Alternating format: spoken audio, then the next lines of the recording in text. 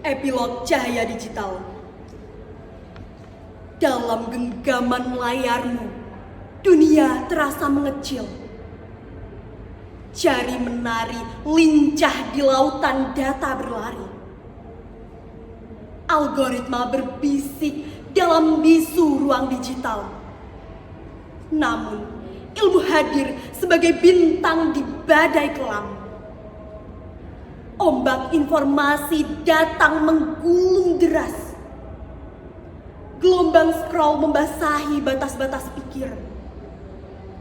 Tanpa peta ilmu, kita hanyalah perenang yang lelah.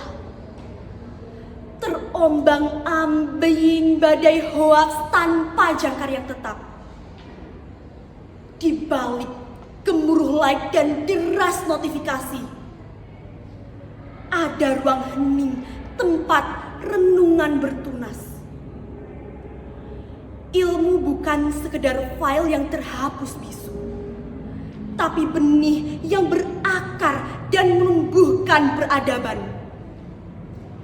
Saat dunia menuntun cepat, riuh dan gegap gempita, aku mencari cahaya dari kata yang setia. Membuka mata hati dengan cara yang sederhana.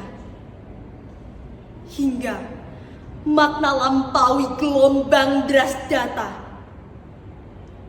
Maka teknologi jadi jendela, bukan belenggu. Ketika ilmu memimpin setiap langkah kita, membuka cakrawala, meneguhkan arah, cahaya ilmu di era digital terus menyala.